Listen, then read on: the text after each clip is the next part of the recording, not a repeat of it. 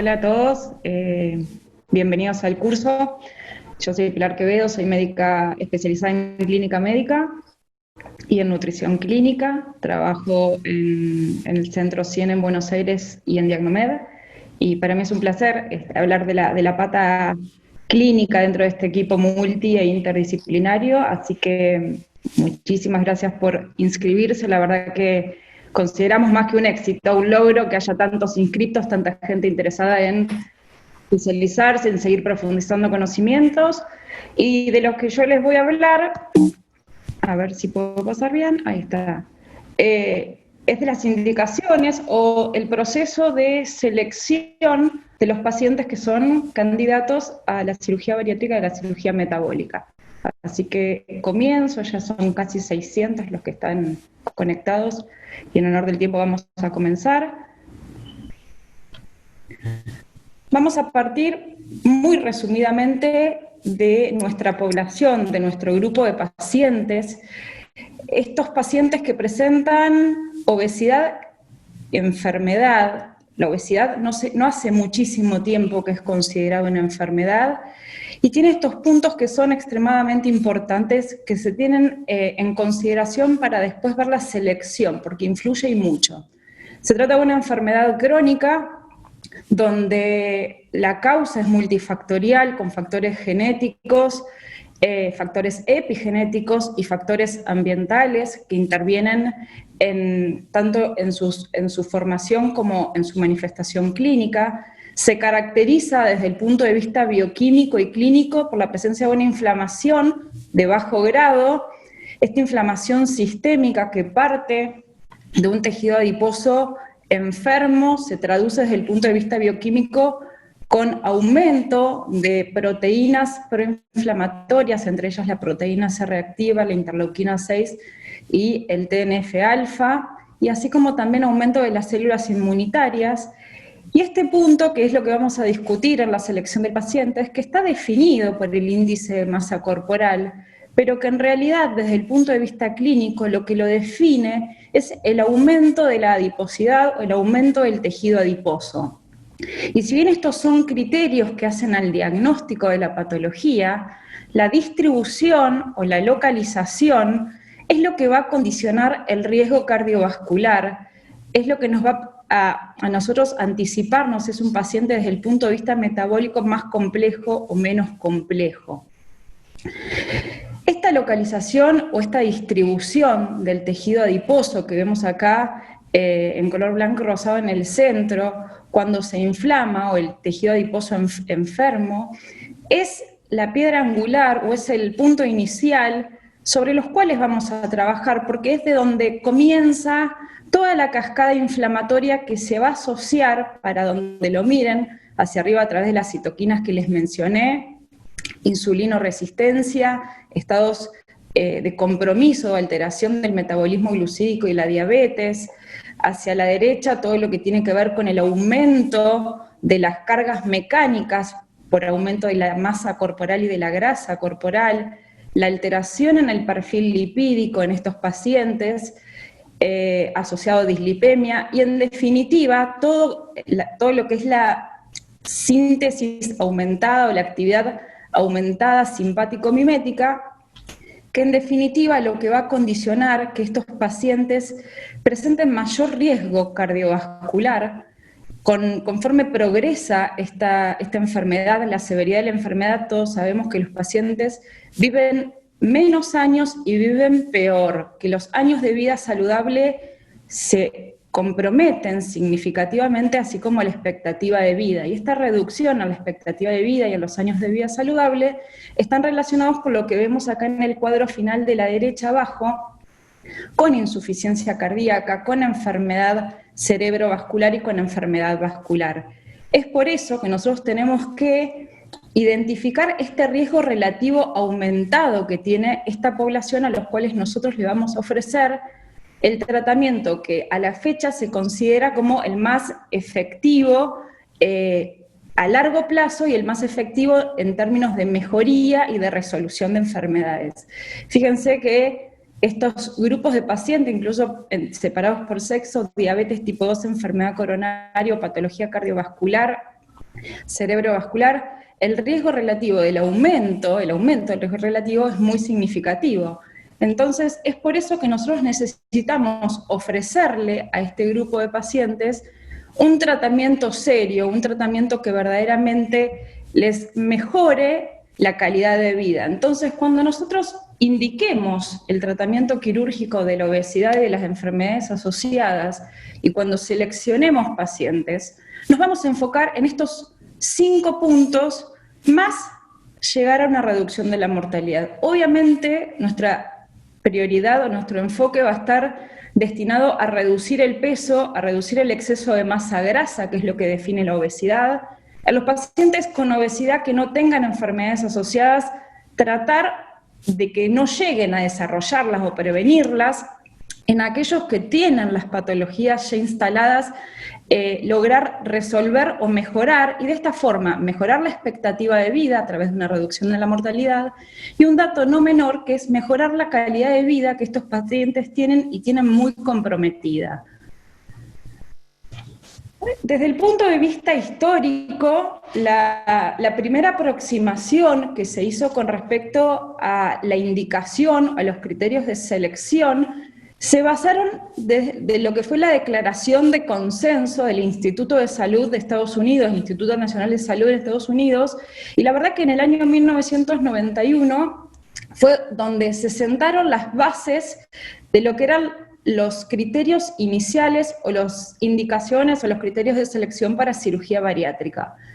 Este criterio, que parte del índice de masa corporal, que toma su eje ahí y que a lo largo de casi 30 años se sigue sosteniendo, puso el foco en el índice de masa corporal a partir de 40, con o sin presencia de enfermedades asociadas, y el índice de masa corporal a partir de 35. Conforme vayamos avanzando en la clase, uno de los puntos que históricamente se discute es si el índice de masa corporal como criterio selectivo es importante. Sepan que este cuadro está actualizado y sigue formando parte de los criterios actuales, incluso en Argentina, que el índice de masa corporal sigue siendo un criterio de selección. Pero ¿por qué nosotros necesitamos o por qué se seleccionó el índice de masa corporal para definir el puntapié inicial para tratar quirúrgicamente un paciente? Básicamente porque entre diversos estudios que se han hecho, prospectivos, retrospectivos, el índice de masa corporal que define a la obesidad a partir de 30 kilos por metro cuadrado, se vio asociado directamente al aumento de la mortalidad. Existen muchas publicaciones, entre ellas esta de Lancet, donde demostró que cada 5 kilos de aumento por encima del punto de corte de sobrepeso, es decir, por encima del punto de corte de 25, la mortalidad global aumenta un 30%. La mortalidad por enfermedad o de causa vascular aumenta un 40%, y la mortalidad entre diabetes, enfermedad renal crónica y enfermedad hepática tiene un aumento de la incidencia en personas que aumentan en 5 a partir de 25 del 60 al 120%. Esto hizo que al día de hoy, casi 20, en realidad esta publicación es 2009, pero ya lleva desde el año 1991, asociada a la evidencia de que un índice a partir de 30 reduce la sobrevida media entre 2 y 4 años, y por encima de 40 casi 10 años de vida menos pierden las personas con obesidad, principalmente de causa coronaria, de enfermedad cardio y cerebrovascular y por complicaciones asociadas a diabetes 2, diabetes tipo 2, hacen que el índice de masa corporal siga formando parte al día de hoy de lo que son las indicaciones o los criterios de selección. Pero como todos sabemos, el índice de masa corporal por sí solo tiene muchísimas limitaciones. Hay muchas publicaciones también que tratan de confrontarlo, y la realidad es que el índice, si bien es una herramienta útil por lo que les acabo de mencionar, por sí solo es una herramienta que es incompleta, básicamente porque, como ven en el gráfico de la izquierda, esto es un gráfico de porcentaje de adiposidad o tejido graso según el sexo en mujeres y hombres, y fíjense que en el eje de abajo está el índice de masa corporal, y hay una gran diferencia entre mujeres y hombres para el mismo número de índice de masa corporal. Es decir, que como herramienta es útil, pero no refleja ni el grado de adiposidad ni la distribución. Fíjense acá este artículo, esta diapositiva, en realidad este gráfico de la derecha corresponde al mismo artículo que presentó Poris en el 2000. Esto tiene que ver con la diferencia interracial o de diferentes etnias, y es sabido que la población asiática presenta mucho mayor prevalencia e incidencia de enfermedad cardiovascular, con puntos de corte de índice de masa corporal muy por debajo de la población occidental. Entonces, lamentablemente, así como el artículo que presentaron en el 2000, acá dice, fíjense su cintura, no es solamente el peso, ya hay varias publicaciones que, si bien toman que el índice de masa corporal es útil, tiene falla con respecto al género y tiene falla con respecto a las etnias. Entonces, por sí sola es una herramienta extremadamente incompleta y no refleja verídicamente el aumento de riesgo cardiovascular. Por lo tanto, nosotros demandamos para elegir a los pacientes, el paciente también se beneficia a través de sistemas de estadificación o la selección de pacientes que sean más complejas, porque la clasificación basada exclusivamente en medidas antropométricas para exceso de adiposidad, tomándose exceso de adiposidad como sinónimo de obesidad, no incluyen valoración de comorbilidades. Así que la utilidad clínica es limitada y lo que nosotros necesitamos es una medición conjunta de índice de masa corporal, sumado a la adiposidad visceral. Sabemos que la adiposidad visceral correlaciona significativamente con el riesgo cardiovascular, y de esta forma nosotros poder medir el riesgo en los pacientes, el riesgo asociado a la obesidad. ¿Qué nos va a permitir saber el riesgo que presenta el paciente? Seleccionarlo adecuadamente para el tratamiento. Si es un tratamiento médico inicial, médico multidisciplinario, si es un tratamiento farmacológico asociado a la cirugía, o incluso definir la técnica quirúrgica. Con respecto a esto de seguir sumando escalones o seguir complementando la información para estadificar mejor al paciente, en el año 2009 se publicó una escala de lo que es la estadificación de la obesidad. Es una escala propuesta por Arya Sharma y Kushner, y en realidad no es una forma de medir adiposidad, es una clasificación funcional, esta escala de Edmonton, o sistema de estratificación de riesgo de la obesidad de Edmonton. Y fíjense, en la base del dibujo a la izquierda tenemos tres categorías o tres dominios: el dominio médico, el dominio conductual, que ellos le ponen mental en inglés, y el dominio funcional. Y según estas tres categorías, yo ahora voy a avanzar y eventualmente retrocedo, a los pacientes se le da un puntaje. Pueden presentar 0, 1, 2, 3 o 4 puntos. Los pacientes que esto se suma al índice de masa corporal, por eso les digo, es un índice que no mide adiposidad, no mide obesidad, sí complementa.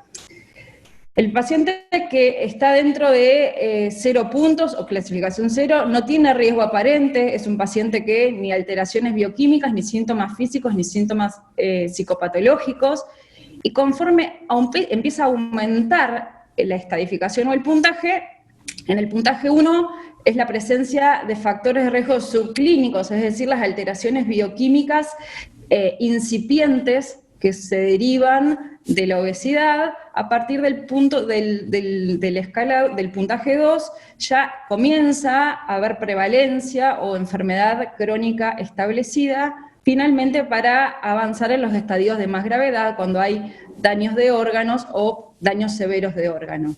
Entonces, esto es muy importante, básicamente porque mide la severidad clínica de las comorbilidades. No es lo mismo presentar presión normal, valores border de hipertensión arterial o 135, 140, etcétera, para ir graduando en severidad. y por qué fue tan importante la selección de los pacientes y por qué a nosotros nos permite utilizarla como una herramienta para lo que es la elegibilidad o la selección de pacientes para cirugía bariátrica. Esta escala o score de Edmonton se comparó con los que fue una encuesta, son encuestas que se hacen periódicamente, se hacen cada 4, 10, 8 años, y ellos quisieron demostrar, fíjense, abajo a la derecha, el grupo de pacientes con índice de masa corporal entre 25 y 30. Abajo a la izquierda, obesidad grado 1, y arriba tenemos obesidad severa, clase 2 y clase 3. Para el mismo índice de masa corporal, tomemos en este caso los pacientes con obesidad grado 1, para el mismo índice de masa corporal, la proporción de pacientes, o de la proporción de supervivencia, o la tasa de mortalidad, es una forma de decirlo, no era la misma a pesar de tener el mismo índice de masa corporal si los pacientes estaban en estadio 0, es decir, aquellos que no presentaban ninguna comorbilidad, estadio 1 o los estadios subclínicos, que los pacientes que ya presentaban comorbilidades instaladas o de gravedad. Entonces, lo que ha demostrado esto, que los puntajes más altos de los pacientes dentro de lo que es el score o escala de estratificación, los scores más altos eran predictores más fuertes para mortalidad, y en la población general aplicaba, y en los candidatos, por supuesto, a cirugía bariátrica,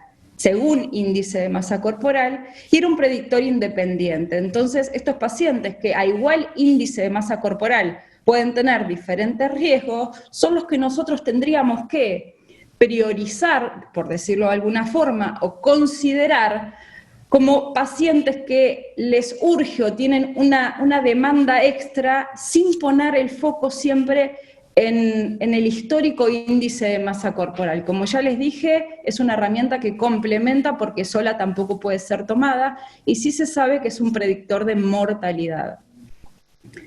Entonces, ¿cuál sería el enfoque global de estos pacientes para elegirlos? Porque lo que uno tiene que generar es, más allá de lo que las guías sugieren, y que haya 4 o 5 puntos donde tiene que cumplir el índice más de 40 o más de 35 más la comorbilidad A, B, C o D, lo que uno intenta es un enfoque global de lo que es el estado de salud o el estado de enfermedad del paciente, no solamente el peso corporal.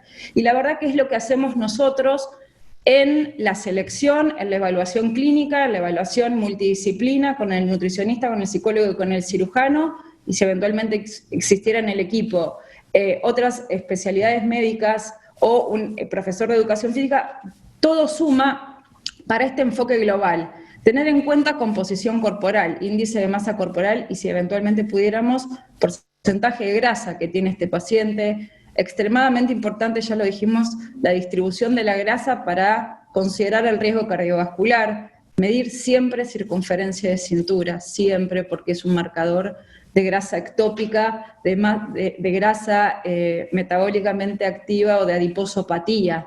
Si presenta factores de riesgo cardiovascular, en este caso el factor de riesgo cardiovascular está explicado por la famosa dislipemia aterogénica, si está presente o no, asociado a proteína C reactiva ultrasensible como marcador de inflamación sistémica de bajo grado. La presencia, por supuesto, de comorbilidades que están en todas las guías y forman parte de la indicación estricta de la cirugía bariátrica y metabólica. O si tuviera riesgo elevado, si tiene la historia familiar, diabetes gestacional previa. Entonces, no nos quedamos con un solo criterio, con un solo indicador, sino que vamos por más para tratar de darle un enfoque global al paciente y ver de todas estas patologías cómo priorizamos en el orden y en la selección. La verdad que sigue siendo el índice de masa corporal, a pesar de lo que les digo, sigue siendo uno de los criterios sine qua non, que no se discute, y a propósito de esto, la Asociación Americana de Cirugía Bariátrica y Metabólica, el año pasado, cuando presentaron las nuevas guías, hace este planteo que los dejaba bastante excluidos a los pacientes con índice de masa corporal por debajo de 35, y en este caso, en la indicación, ellos sugieren considerar a la cirugía bariátrica para lograr resultados óptimos de salud y de calidad de vida cuando la pérdida de peso que fue necesaria para tratar o para prevenir las comorbilidades no alcanzaron. Ustedes saben que para que haya una reducción en la mortalidad de los pacientes obesos, lo mínimo que se requiere es la pérdida de un 10% del peso corporal, y conforme avanza la pérdida de peso, el beneficio clínico es mejor, pero la realidad es que con esta consideración, lo que uno se plantea es que no pareciera haber una justificación clínica para no operar a un paciente con índice entre 30 y 35. Entonces, para salir de esto, y para terminar el punto de corte, porque sigue siendo una indicación, y quizás es el primer punto, la primera línea que uno lee en cualquier guía nacional o internacional, lo que dicen los americanos es que la cirugía bariátrica tiene que ser una opción disponible en pacientes con índice de masa corporal 30 y 35, que no alcancen una pérdida de peso sustancial, sostenida y mejoría de las comorbilidades. O sea que en realidad la justificación clínica o la negativa inicial no debiera ser considerada si el paciente tiene índice de 30, tiene enfermedades asociadas, y a pesar de haber intentado un tratamiento convencional clínico-nutricional, ese paciente no logró los objetivos.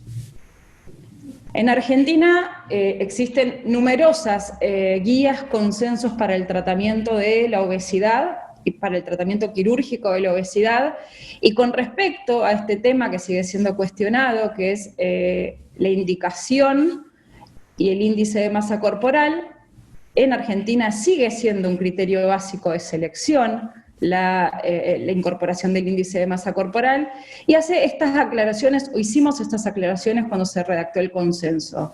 El índice de masa corporal a ser considerado es el actual o el máximo histórico del paciente, aunque se presente con menos índice de masa corporal a la consulta. Segundo punto, que el paciente que tenga una pérdida de peso previa y lo haya hecho en tratamiento convencional, no lo debieran considerar una contraindicación si el paciente no ingresa con 35 de enfermedades asociadas o 40, porque justamente el paciente viene en tratamiento y está demostrando adherencia. Si hubiera en Argentina población asiático candidata, que lo hay, es preciso reducir este punto de corte, porque ya como les comenté inicialmente, esta diferencia en el punto de corte en la población asiática marca una gran diferencia en el riesgo cardiovascular. Esto sí es importante, el paciente debe haber fracasado en tratamiento previo, lo copié textual del consenso, y en realidad tiene que haber intentado, y lo que se considera fracaso es no sostener la pérdida de peso a pesar de haber hecho un tratamiento multidisciplinario con nutricionista, etc. Y esto es muy importante, el informe, que el paciente esté informado sobre el procedimiento, que el paciente comprenda y se comprometa o en adherir o en la adherencia a lo que es el tratamiento quirúrgico y a largo plazo de esta patología. El paciente tiene que tener un seguimiento clínico, nutricional, psicológico de por vida. Con respecto a la edad, seguimos manteniendo entre 18 y 65 años. Por supuesto, hay mucha evidencia, hay muchas publicaciones por los grupos que salen de este criterio de selección, y la realidad es que la indicación quirúrgica, al menos en Argentina, y la sugerencia que en estos grupos, para seleccionarlos, tiene que ser seleccionada, tiene que primar el criterio individualizado del equipo tratante, valorar riesgo-beneficio, sobre todo en la población de mayor a 65, poniendo sobre la balanza todo lo que les mencioné anteriormente, la presencia de comorbilidades, la calidad de vida de esa persona, la expectativa de vida que mejora significativamente con la cirugía, y los años potenciales de vida perdido de una persona con obesidad, que la verdad es que hace que este grupo mayor a 65 se esté ampliando cada vez más. Finalmente, recordar esto para saber que nosotros no estamos tratando solamente una enfermedad, estamos tratando la madre de todas las enfermedades, y la cirugía bariátrica a la fecha ha sido la herramienta terapéutica más eficaz, no solamente para mantener esta pérdida de peso sostenida, sino que arrastrar en esta mejoría clínica que todas estas enfermedades que dependen de la obesidad mejoran con la pérdida de peso, y si bien las técnicas quirúrgicas, ya se hablarán en los próximos encuentros, tienen preponderancia en el exceso de pérdida de peso y en la mejoría o en la resolución de las enfermedades, ya sabemos que todas las patologías presentan una mejoría significativa, y lo que es más importante es una reducción de la mortalidad entre un 30 y un 40% a 10 años post cirugía.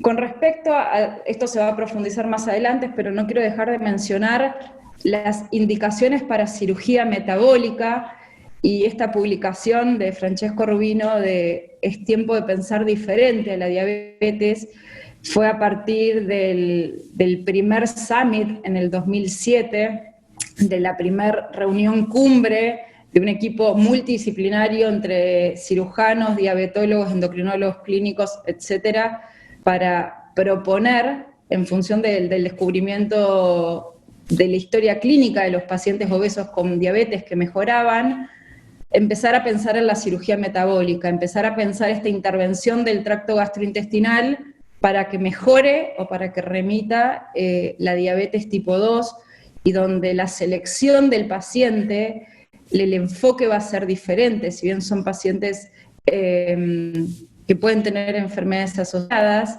la elegibilidad, como dice acá abajo, de estos pacientes está centrada en inadecuado control metabólico, no en el peso, no en el índice de masa corporal.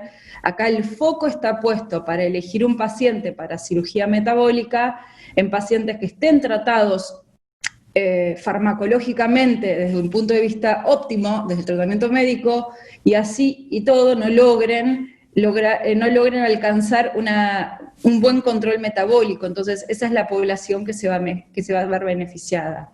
En Argentina, en 2015 publicamos el Consenso Argentino de Cirugía Metabólica, donde también definimos criterios, los cuales ahora están en revisión. Nosotros nos comprometimos a revisarlo cada 2 o 3 años, y la verdad es que vale la pena revisarlos. Es cómo seleccionamos los pacientes candidatos a cirugía metabólica, y esto se nutre de criterios de selección básicos que los debe cumplir el paciente, más criterios de selección mayores y menores, y de esta forma podríamos plantearle a un paciente diabético tipo 2 que la indicación o el enfoque al cual uno le va a ofrecer la cirugía es para mejorar su patología de base de diabetes, es decir, reducir la cantidad de fármacos, no les prometemos curar la diabetes, no le prometemos quitar fármacos, simplemente suspender, no quitar, sino reducir al máximo posible y que el paciente obtenga un buen control metabólico a través de la cirugía.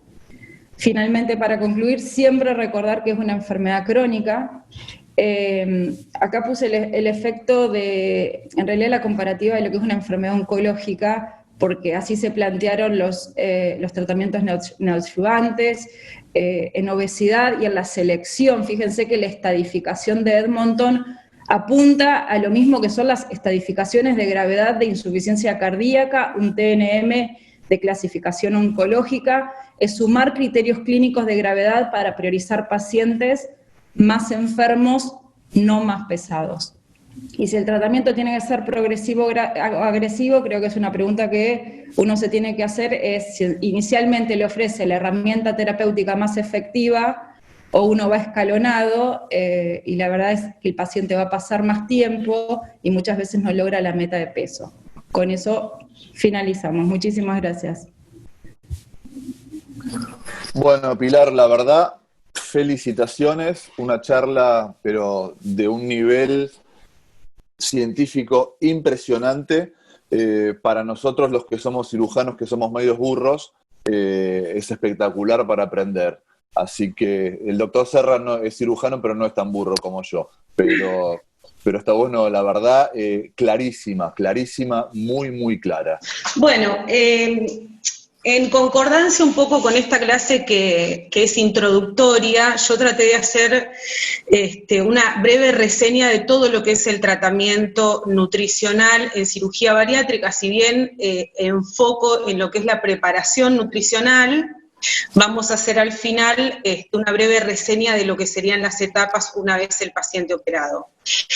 Nosotros en Argentina utilizamos como columna vertebral para el tratamiento nutricional en pacientes bariátricos el Consenso Argentino de Nutrición, que en el año 2010 se presentó por primera vez y en el año 2015 presentamos la actualización, y digo presentamos porque en la actualización yo formé parte, y esa es nuestra columna vertebral y, digamos, en lo que me basé para hacer un poco toda esta charla, además de las distintas guías internacionales que, bueno, que sabemos que todo el mundo va leyendo sus updates. Esta, por ejemplo, que es la guía de la ASMBS, en el año 2019, presentándose en el 2020, hizo una gran actualización y les voy a ir mostrando un poco cuáles son los puntos más importantes que se modificaron desde mi área. La cirugía bariátrica tiene dos momentos muy importantes en cuanto a la parte nutricional, el prequirúrgico y el posquirúrgico, y dentro de esas dos etapas grandes tenemos la primer consulta, el plan hipocalórico y la dieta líquida en el prequirúrgico, y en el posquirúrgico tenemos 5 etapas que van a depender un poco los tiempos de la tolerancia o intolerancia que presente cada paciente, si bien tenemos una cantidad de días o de semanas establecidas para cada una de ellas. La evaluación prequirúrgica del paciente candidato a cirugía bariátrica desde la parte nutricional tiene distintos puntos y que todos son importantes. En primer término, la anamnesis alimentaria, que es importantísima, a veces uno no se da cuenta, y la anamnesis es lo primero que nos lleva a nosotros a conocer al paciente que tenemos delante. La evaluación del laboratorio y micronutrientes, yo aclaro que las nutricionistas por supuesto no pedimos, no prescribimos el laboratorio, pero sí lo utilizamos como una fuente de datos para ver en qué condiciones se encuentra ese paciente, más el diagnóstico que haga en ese momento el médico clínico. Ahí es donde esto es un trabajo multidisciplinario, lo sabemos, transdisciplinario, y en algunos puntos nos vamos tocando con psicología, con la parte clínica, con la parte endocrinológica, en la parte del laboratorio, micronutrientes y esa evaluación es donde nutrición comparte. La evaluación nutricional y datos antropométricos y de composición corporal también lo evaluamos en el prequirúrgico. Como les decía recién, la anamnesis alimentaria para nosotros es una herramienta muy grande, es la primera herramienta que utilizamos en el consultorio para conocer hábitos y costumbres y la relación que tiene el paciente con las comidas, y es el primer paso hacia el cambio. Yo elegí el cubo mágico, que supongo que la mayoría lo conocerá, es algo muy viejo, por ahí Pilar no, pero en general todos lo conocemos, y el cubo mágico es un poco la representación de lo que recibimos nosotros en la primera consulta, el paciente que recibimos, con distintas caras, la cara nutricional, psicológica, clínica, quirúrgica, y con todos los conceptos un poco mezclados, ¿no? Un poco mezclados, un poco desordenados. Eso es lo que recibimos, y a partir de ahí, mirando ese cubo, es donde nosotros tenemos que empezar a diagramar y darle un poco de forma al tratamiento y hacia dónde nos vamos a dirigir. El examen de laboratorio, principalmente lo que buscamos es la detección de alteraciones metabólicas y deficiencias de micronutrientes, darle tratamiento desde lo nutricional si es necesario en conjunto con la parte clínica, y además optimizar los valores si en algún momento están por debajo de lo normal.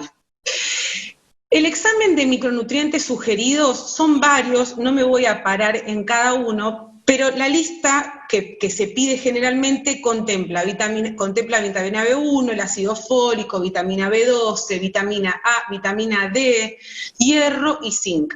Generalmente son esos, y por sospecha se piden algún que otro micronutriente para investigar. La realidad que es súper importante que en el prequirúrgico podamos investigar y pesquisar la deficiencia de cualquiera de estos micronutrientes. La pesquisa de estos micronutrientes en el prequirúrgico es importante porque muchas veces la sintomatología que presenta estas deficiencias son muy parecidas a las sintomatologías que presenta el paciente una vez operado por intolerancias alimentarias. Entonces, un paciente que en el posquirúrgico presenta vómitos puede ser porque no tolera, por ejemplo, las proteínas, las carnes, que generalmente es algo que sucede, o porque es una persona que come rápido, que come de manera ansiosa, o que come un volumen más grande de lo normal, pero también puede ser por una falta de vitamina B1 previa y que nosotros no logramos pesquisarlo. La falta, por ejemplo, de hierro o de ácido fólico, de vitamina B12, puede traer esa sensación de cansancio, astenia, que también se da en el posquirúrgico por la baja ingesta de calorías. Entonces, es importante esta pesquisa previa para poder llevar los valores a valores óptimos y después trabajar de manera tranquila con el paciente en el posquirúrgico. La vitamina D, como siempre sabemos, está generalmente en todos los pacientes está baja por esta afinidad que tiene el tejido adiposo por captar vitamina D circulante y quedársela. La evaluación nutricional, nosotros medimos el peso ideal, el porcentaje de exceso de peso, el peso posible, la talla, diámetro sagital, son todas las medidas que uno puede tomar en la primera consulta, circunferencia de cintura, circunferencia de cuello, y con eso sacamos diferentes fórmulas y valores que nos van dando la pauta de cómo podemos, digamos, de la evolución del paciente hacia el éxito o hacia el fracaso. Por ejemplo, el porcentaje de exceso de peso perdido en el posquirúrgico, sabemos que a los 6 meses, si el paciente bajó el 50% de su exceso de peso, estamos frente a un paciente que por lo menos hasta ese momento es un paciente exitoso. Entonces, tener estos valores en la previa e ir calculándolos nos va a dar la idea. El peso ideal, hasta qué peso puede llegar, la circunferencia del cuello para, digamos, pesquisar si hay algún, o sospechar si hay apneas obstructivas, y el índice de masa corporal, los puntos de corte que utilizamos son los puntos de cortes tradicionales, sobrepeso, obesidad 1, 2 y 3, y obesidad mórbida, y además la Sociedad Americana de Cirugía Bariátrica y Metabólica suma superobesidad y superobesidad como valores dentro del BMI para poder clasificarlos.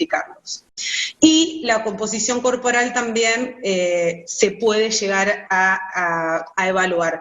La realidad, yo hace casi 13, 14 años que trabajo en cirugía bariátrica, en los lugares donde me tocó trabajar, no contamos con la aparatología necesaria para hacer una buena medición de la composición corporal. Y la antropometría que uno puede llegar a hacer, la realidad es que es una antropometría que da mucho sesgo, mucho error, porque los puntos anatómicos para encontrarlos en un paciente con obesidad, con superobesidad, es muy difícil. Entonces, muchas veces la composición corporal la podemos analizar hasta por ahí nomás. El índice de masa corporal, como dice Pilar, siempre está bajo la lupa porque es considerado como poco sensible para marcar morbilidad, pero es un valor que se sigue eligiendo. Y la realidad es que un paciente obeso sin comorbilidades o sin enfermedades metabólicas es un paciente que en realidad está en el camino de, ¿sí? Es un paciente que seguramente va a llegar a tener morbilidades y enfermedades metabólicas. Es una cuestión solamente de tiempo. La guía de la ASMBS marca algunas diferencias, agregó algunos criterios, sí sigue con el BMI por encima de 40 con o sin comorbilidades como un criterio de inclusión para cirugía bariátrica, más de 35 y comorbilidades como siempre, pero este criterio le suma no diabetes digamos, ya diagnosticadas, sino pacientes con alto riesgo de diabetes, así lo nombra, como síndrome metabólico, resistencia a la insulina o prediabetes.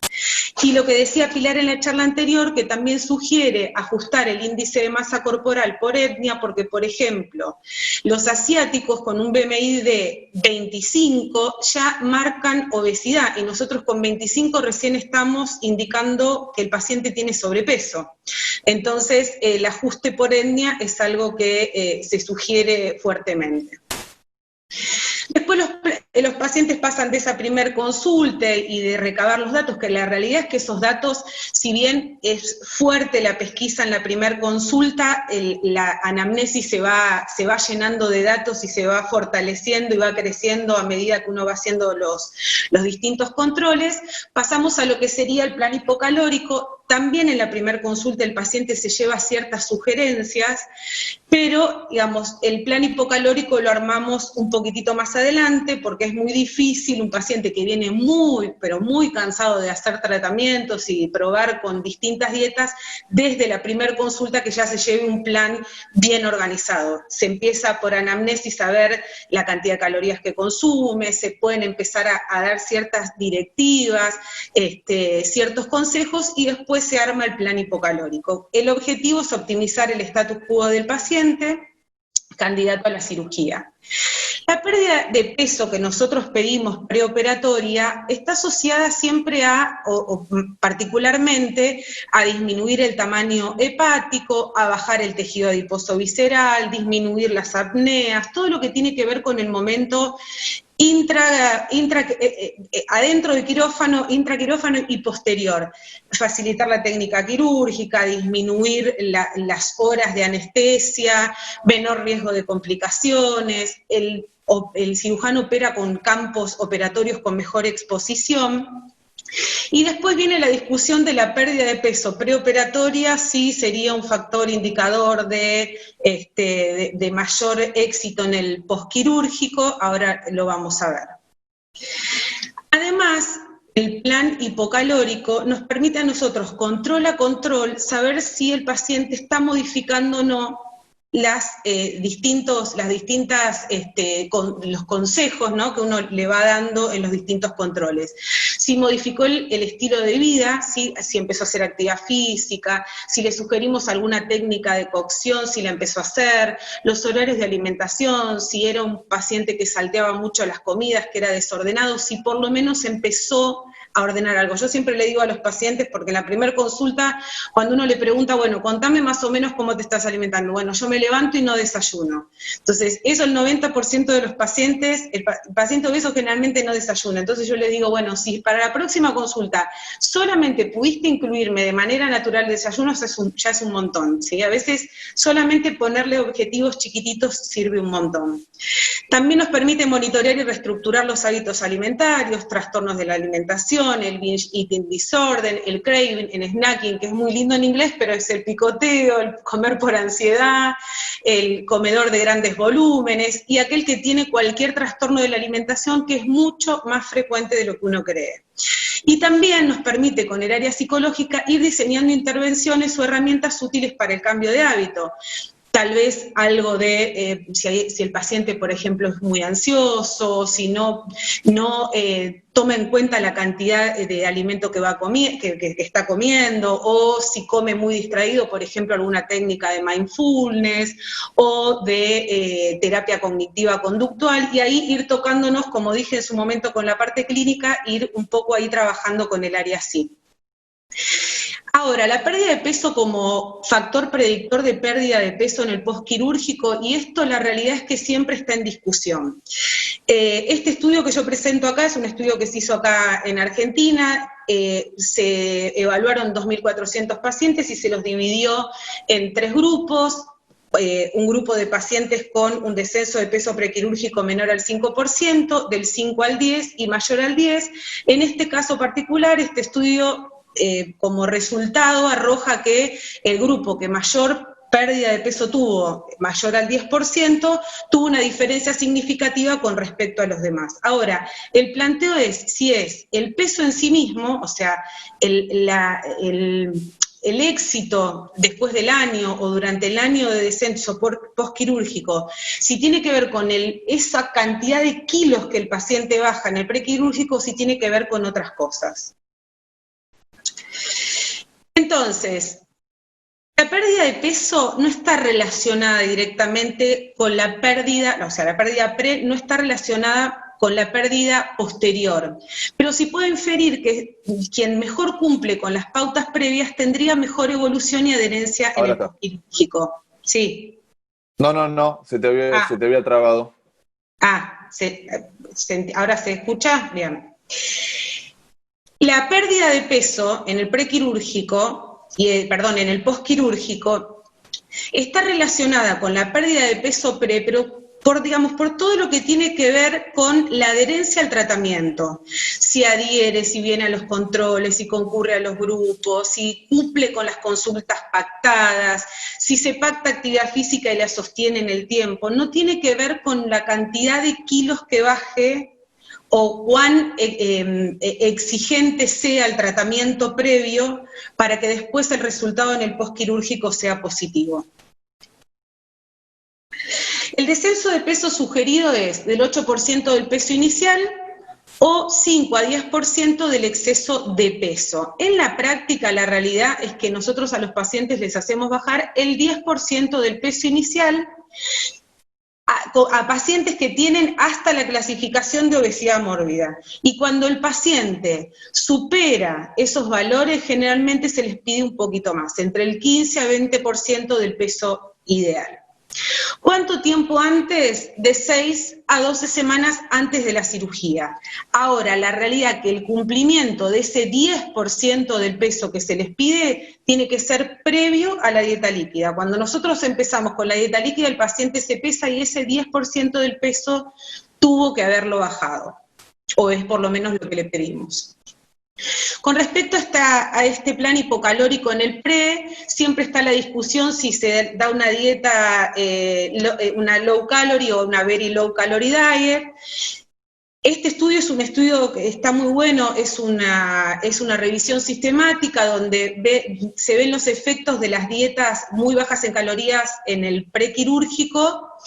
Y la conclusión es que se necesita estandarización. Hoy justo vimos una charla en donde estaba una colega que también habló sobre el tema de la necesidad de una estandarización de las características de la dieta en el prequirúrgico, porque la realidad es que la pérdida de peso y la disminución de tamaño del hígado no están relacionadas con una mayor restricción calórica. Entonces, nosotros venimos con un paciente que está muy cansado de hacer un montón de dietas, que cada vez hace dietas más restrictivas y termina bajando menos de peso, que está desahuciado con su salud, y nosotros lo ponemos a una dieta de muy bajas calorías, la realidad es que lo estamos estresando más, y los resultados tampoco muestran que tendrían mucho más resultado que una dieta baja en calorías normal con reeducación alimentaria como estamos acostumbradas las nutricionistas. Este es un estudio que muestra una dieta normal, con 30% de proteínas, 40% de hidrato de carbono, un poquito menos de lo que nosotros utilizamos, que es el 55, 15, 30 típico, un poco más alto en proteínas, con grasas de las que llamamos saludables.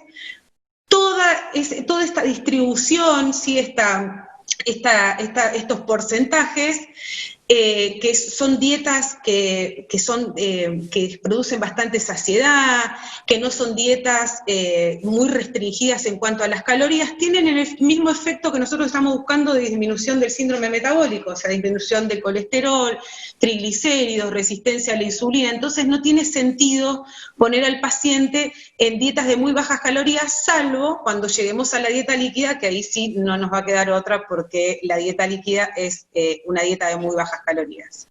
El plan hipocalórico lo instauramos generalmente 12 semanas antes, que son esos 3 meses que nos lleva la preparación del paciente, y a medida que se acerca la fecha quirúrgica se manejan alrededor de 800 calorías día, que acá es donde digo la dieta líquida. Se pueden bajar calorías gradualmente por anamnesis o se pueden hacer menúes semanales, cada nutricionista tiene su manera de trabajar. La dieta líquida es una dieta de 800 calorías y acá sí empezamos con la suplementación con multivitamínicos, vitaminas y minerales. En cada país utilizarán su fórmula, y la utilización de proteínas de suero o proteínas isoladas o caseinatos. Las proteínas pueden ser de suero lácteo, pueden ser de soja, hay un montón de variedades. Y la fórmula de la dieta líquida tendría que contemplar 30 gramos de proteínas, por lo menos 45% de hidratos de carbono, y 24 horas antes de la cirugía lo que se hace es la dieta líquida clara, en donde sacamos todo lo que sea proteínas y dejamos todos los líquidos claros. Lo que incluyen son lácteos, jugos, compotas, tés de todos los sabores, siempre les digo que se compren tés variados para que no se aburran, sopas que pueden ser licuadas, sopas de verdura, las proteínas, gelatinas, infusiones, leche, yogur, quesos, huevo, particularmente el huevo por el tema de las proteínas. La hidratación en la dieta líquida es otro factor a tener en cuenta, porque como el paciente está en dieta líquida, dice, ¿para qué voy a tomar líquidos? Si no nos olvidemos que la dieta líquida, por la concentración de hidratos de carbono y de proteínas y por la fórmula química que tiene, hace que el paciente tenga una orina osmótica, con lo cual es importante tomar líquidos, una diuresis osmótica alta, por lo cual es importante tomar líquidos, y además previene la constipación, porque los pacientes durante la dieta líquida, por el bajo contenido calórico, generalmente pasan por un periodo de constipación. La suplementación proteica que damos en esta etapa es para poder retener la masa libre de grasa y aumentar el gasto energético basal, y porque además todavía el paciente no está operado y necesitamos dar saciedad. Están durante 2 semanas previos a la cirugía con una dieta líquida, las proteínas nos ayudan mucho a generar esa saciedad que les va a faltar porque no hay alimentos sólidos. No me voy a meter demasiado en el tema de proteínas porque es para 3 clases seguidas, pero tratamos siempre de elegir las proteínas con mejor fórmula de aminoácidos y que haya particularmente la leucina como aminoácido en una cantidad suficiente. Generalmente el whey, como está en ese gráfico, el whey, que es la proteína de suero lácteo, cumple con esta característica. La ASMBS tiene en la actualización última tiene unos comentarios con respecto a las proteínas, que hay que tener la recomendación de la utilización de los productos debe ser consensuada con nutricionistas y con un buen asesoramiento en cuanto a los laboratorios que la fabrican, porque todos sabemos que este tipo de suplementos tienen mucho menor control que un medicamento, entonces pueden estar adulterados, pueden ser tóxicos, tener efectos no deseados, entonces hace un apartado que está bueno, de que el nutricionista que lo indique tenga confianza en el laboratorio que los produce. Con respecto al día particular de la cirugía, la ASMBS recomienda el ERAPS, ¿sí? Que da unas recomendaciones especiales. Hasta 6 horas previas a la cirugía se recomienda tener una alimentación sólida de fácil digestibilidad. Nosotros hasta ahora damos solamente líquidos, habla de una alimentación sólida, esto habría que probarlo, y hasta 2 horas antes de la cirugía dar líquidos claros con maltodextrina al 12,5%, muchos utilizan el famoso Gatorade, y esto mejoraría la resistencia a la insulina y evita las hipoglucemias posteriores, e incluso consideran la misma indicación para diabetes, pacientes diabéticos bien controlados. Pasamos ahora a lo que sería la dieta posquirúrgica, que voy a hacer una breve reseña porque cada etapa la verdad que lleva mucho tiempo. La dieta posquirúrgica, la idea es asegurar un adecuado aporte energético, la preservación de la masa muscular durante la mayor pérdida de peso. Ustedes saben que durante el primer año hay una pérdida muy grande de peso en el paciente, si el tratamiento va bien, y en esa pérdida de peso ya solamente por perder un porcentaje tan grande de grasa, hay parte de la masa muscular que se va, que es la que sostiene esa masa muscular que hace que el paciente se pueda trasladar. Y a eso se le suma que el paciente no tiene buena tolerancia a las proteínas, entonces es importantísimo en el postquirúrgico asegurar este aporte proteico y asegurar la preservación de esa masa muscular. Minimizar el reflujo que generalmente aparece, limitar la saciedad precoz, ahora al revés, y maximizar la pérdida de peso. La dieta posquirúrgica inmediata se hace en las primeras horas, se hace la prueba de tolerancia a líquidos, tratar de llegar a una hidratación para que la diuresis dé alrededor de 240 mililitros cada 8 horas, y a las 24-72 horas a partir de la prueba de tolerancia, 30 mililitros cada 15 minutos a temperatura templada. Los hidratos de carbono tratamos de llegar a 80 gramos por día hasta llegar a 1,1 gramos de peso ideal por día.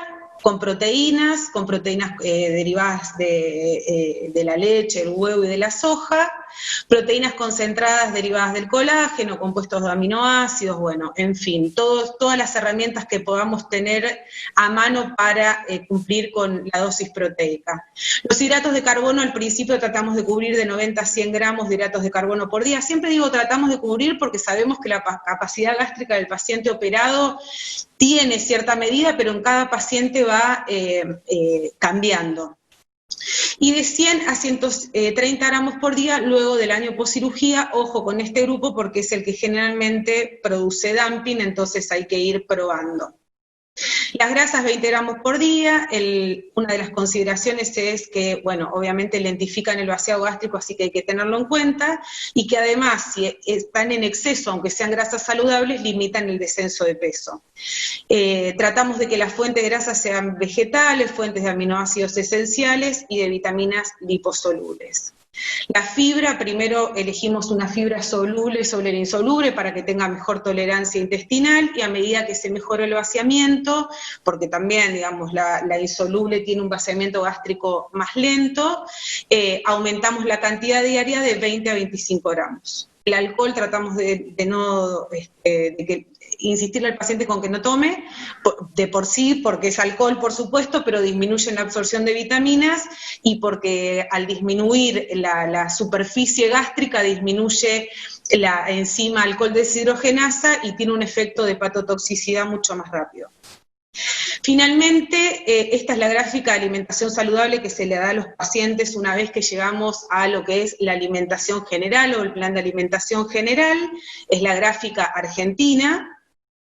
Y después tenemos lo que sería el individual, el plato que se le da al paciente como para que tenga idea de las porciones. Esto nosotros lo hicimos en Mendoza, se gestó en el congreso que nosotros tenemos todos los años, y después se fue copiando en todos los países de acuerdo a los gustos, hábitos y costumbres de cada país. Esto para los pacientes es una herramienta muy, muy interesante. Bueno, terminamos. Gracias.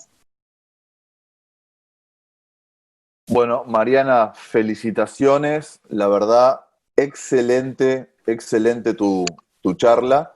Edgardo, ¿algún comentario mientras vemos de ir compartiendo pantalla? Hay muy pocas preguntas que las haremos al final, así que continuamos con vos, Mariano, porque son preguntas quirúrgicas.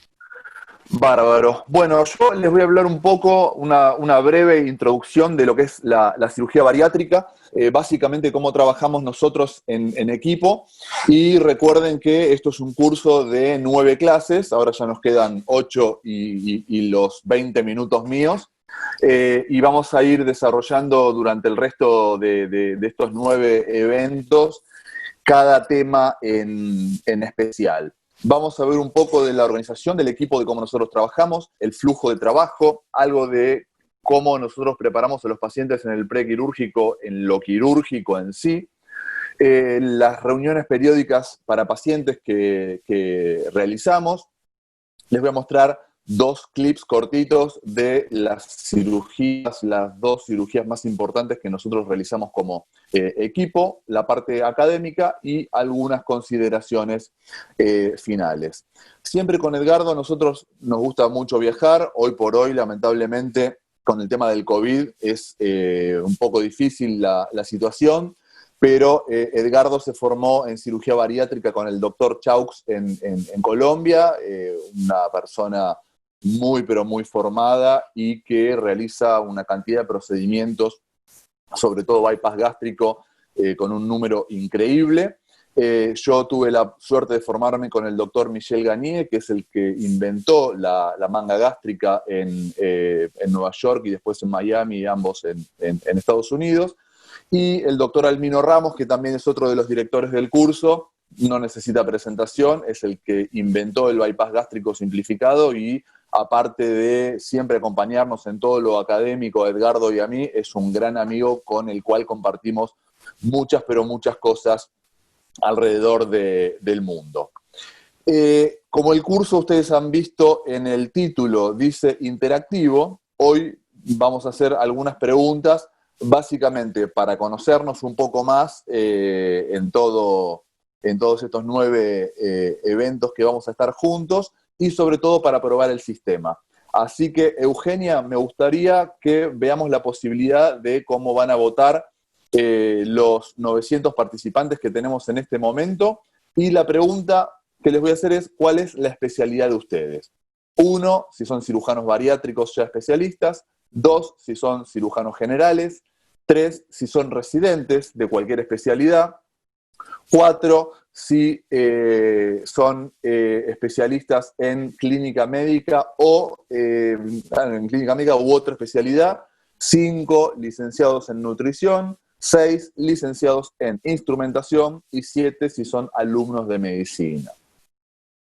Ahí vamos viendo, no sé si ustedes lo van viendo, pero la mayoría por ahora son residentes de cirugía general, muchos cirujanos bariátricos, licenciados en nutrición, así que vamos a finalizar votación, ya le dimos 45 segundos de votación, entonces básicamente la mayoría son cirujanos generales, cirujanos bariátricos, residentes, y también hay mucha gente de instrumentación. Entonces, ya para ir conociéndonos un poco y para ir probando un poquitito el sistema.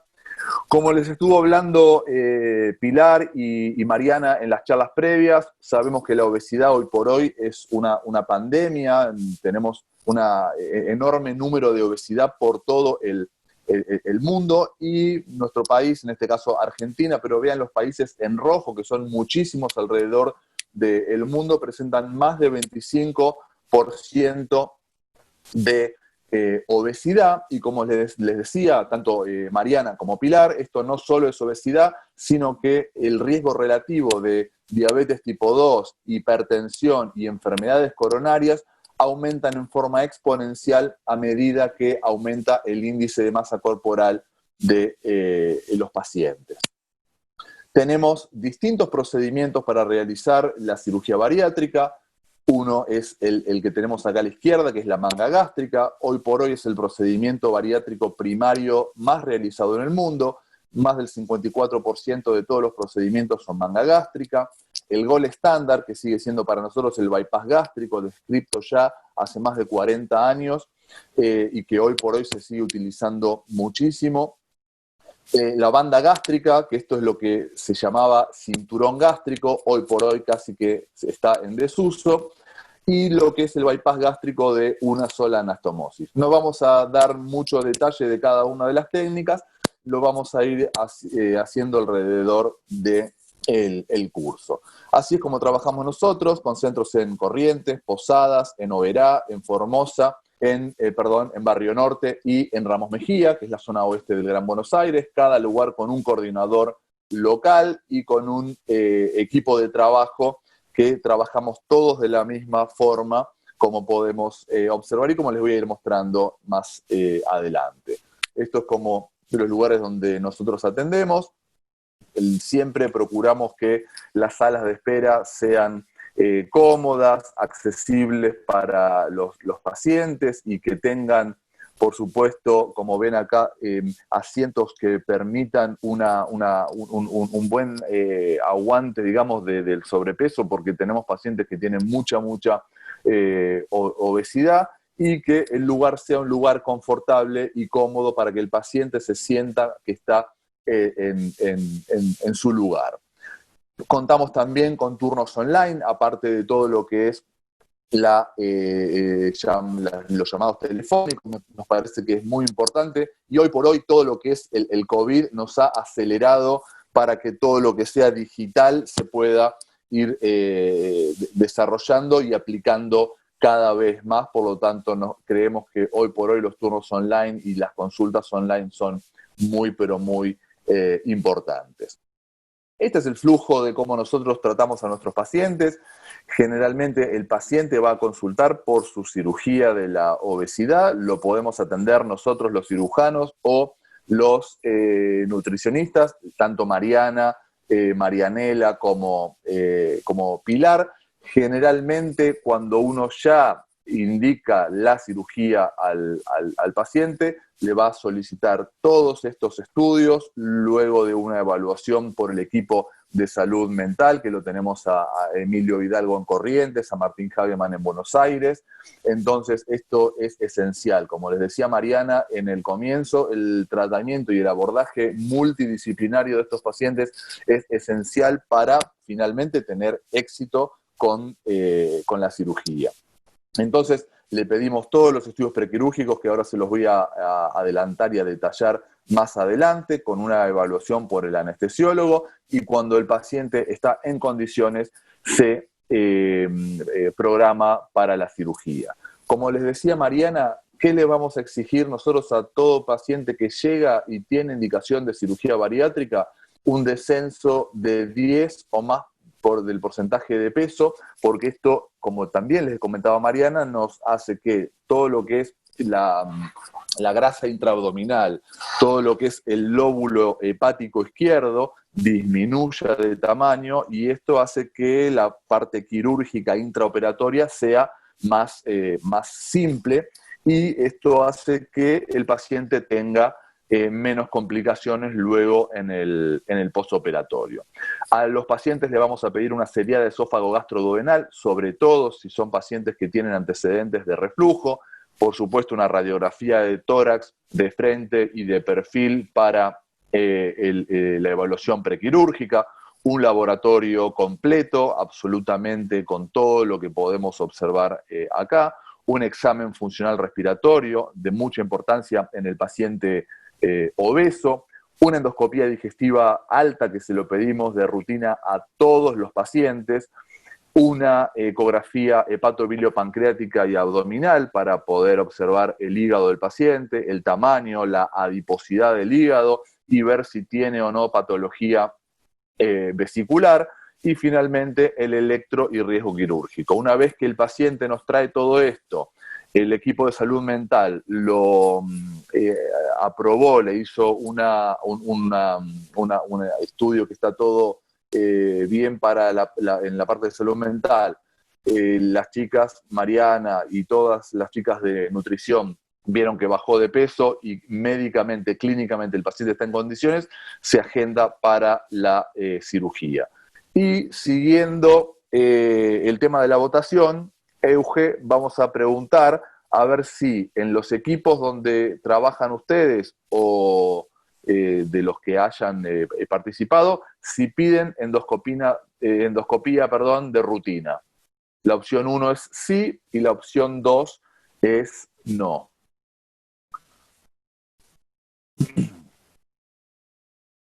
Por ahora vemos que el 85% pide endoscopía de rutina, ya votaron casi 500 personas, pero todavía sigue habiendo un 16% donde no se pide endoscopía de rutina. Bueno, vamos a dejar de compartir. Entonces, 84% sí piden endoscopía de rutina. A nosotros nos parece que es muy importante, sobre todo si vamos a hacer un bypass gástrico, y a nosotros muchas veces la realización de la endoscopía nos termina muchas veces cambiando la conducta de si vamos a hacer una manga o un bypass gástrico.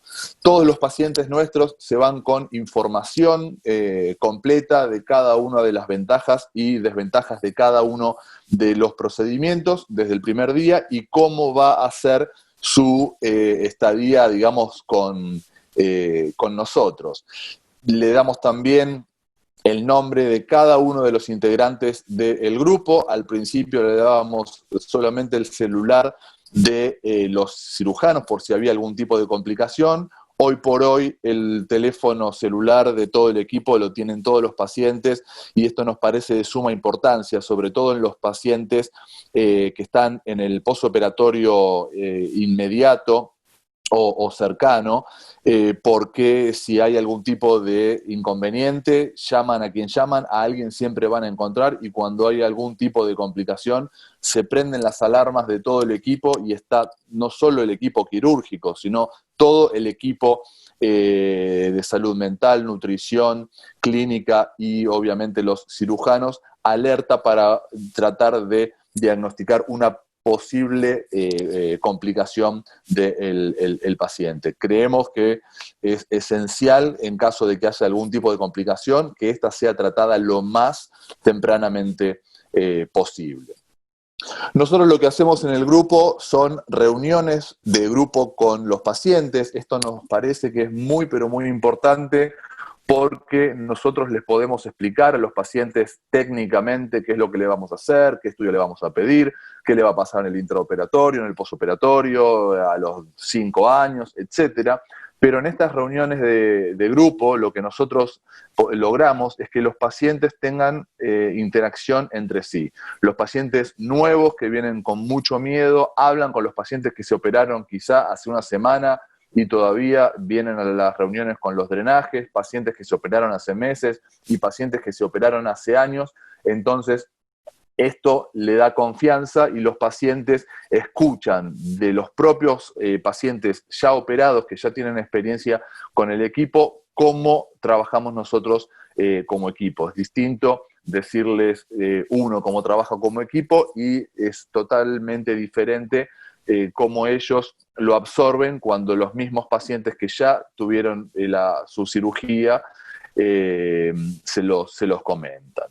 También hacemos charlas abiertas a la comunidad. En esta oportunidad lo tuvimos de invitado al doctor Daniel, al preparador físico Daniel Tangona, que es un personal trainer muy importante, y esto va de la mano de que nosotros no solo le damos importancia a lo quirúrgico, a lo nutricional, a lo clínico y a la salud mental, sino que hacemos mucho hincapié en que el paciente haga ejercicio físico. Es básico que el paciente haga ejercicio físico en el preoperatorio, en el posoperatorio alejado también, porque esto hace que los pacientes tengan una menor reganancia de peso. Entonces, hacemos mucho hincapié en esto. Otras veces tenemos pacientes famosos, como Francisco, que fue un participante de MasterChef, y nos trae su historia contada en la revista Gente, una revista de divulgación acá en Argentina, y él bajó 130 kilos luego de que lo operamos con Edgardo y con el doctor Guillermo Dusa y le hicimos un bypass gástrico. Sigamos probando el sistema y les pregunto ahora si en los grupos donde ustedes trabajan o en los grupos donde ustedes participan se realizan reuniones periódicas de todo el equipo con pacientes. Opción 1, sí, y opción 2, que no las realizan.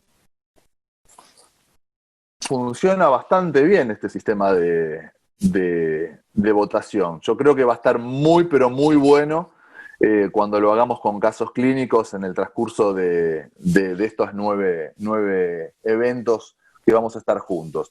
Bueno, acá me sorprende la respuesta. Miren, 53% no realizan las reuniones de grupo, 43% sí realizan las reuniones. A nosotros nos parece de suma importancia que haya reuniones de grupo y lo fomentamos muchísimo. Así que nada, por más grupos con reuniones de grupos con sus pacientes. Aparte, tenemos en nuestros Facebook y le damos mucha importancia nosotros a las redes sociales, donde también los pacientes, que esto es un grupo cerrado, no es un grupo abierto, nosotros participamos y es muy importante que ellos participen en estos grupos, porque le vamos a dar información, digamos, verdadera, no me parece, le vamos a dar realmente indicaciones en caso de que las necesiten y aconsejarlos para que ellos puedan venir a la consulta. Y también es algo muy lindo porque ellos comparten todos sus logros. Acá la tenemos a Fabiana, que bajó muchísimos kilos y está súper flaca y saludable, y todas estas pacientes, como podemos ver acá.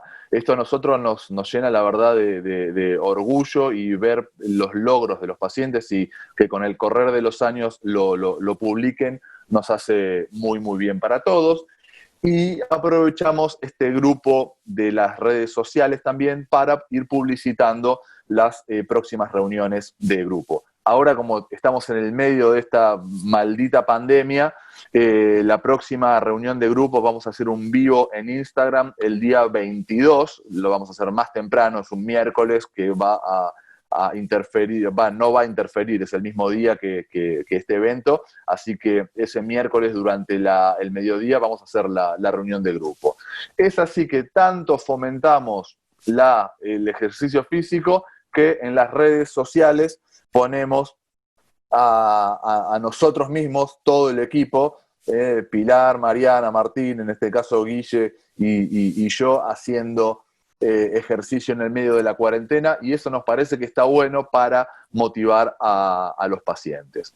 El paciente, una vez que ya va a cirugía, no les voy a explicar nada de la dieta líquida, lo explicó todo Mariana excelentemente, pero reforzarles que el paciente se va sabiendo todo lo que tiene que hacer antes de su cirugía, y en este mismo papelito se va sabiendo todo lo que tiene que hacer en el postoperatorio y todo lo que tiene que tomar. Y esto se lo lleva impreso, con lo cual esto es algo muy bueno para nosotros porque el paciente no va a tener ningún tipo de sorpresa en el postoperatorio.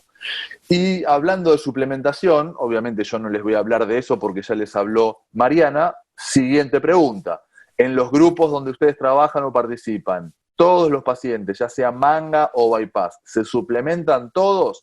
Opción 1, sí, y opción 2, no. A ver, vamos a votar.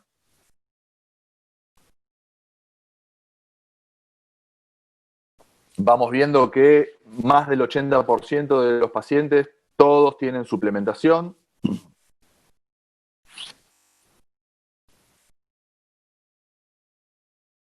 Les cuento que seguimos conectados 915, y están votando acá más de 500, mucho más de 500. Bueno, como era de esperar, la mayoría de los pacientes van a estar suplementados.